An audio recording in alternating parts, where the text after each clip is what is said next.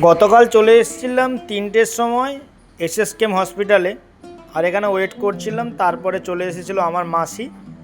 তো মাসির শরীর প্রবলেমের জন্য ইমার্জেন্সি কারণে প্রথমে এগরা সুপার স্পেশালিটি হসপিটালে নিয়ে যাওয়া হয়েছিল। প্রাথমিক চিকিৎসার পরে রেফার করে দেয় এখানে কলকাতা এসএসকেএম। আর মাসিকে ভর্তি করা হয়েছিল স্টমাক কেয়ারে, আর এটা ছিল স্টমাক কেয়ারের মেন বিল্ডিং।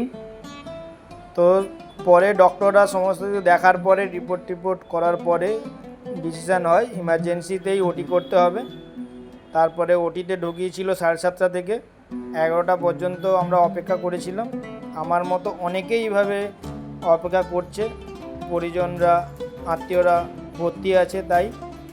তারপরে 11টার সময় আইসিইউতে দিয়েছে, যেই কারণে আমরা এখন আর দেখা করতে পারবো না বলে আমি যেহেতু কলকাতাতে থাকি তাই আমি আমার রুমে চলে যাব বলে ডিসিশান নিয়েছি। তো যাই হোক, যাওয়ার সময় আরও একটা জিনিস দেখাচ্ছি, শুধু দেখুন মানুষগুলো কত কষ্ট করে এমনি এই বৃষ্টির দিনে দেখুন ত্রিপল টাঙিয়ে মানুষগুলো তার মধ্যে রেস্ট করছে। কারো কারো তো পেশেন্ট এখানে অনেক দিন ধরে ভর্তি থাকে, সেই জেলা থেকে মানুষরা এসছে।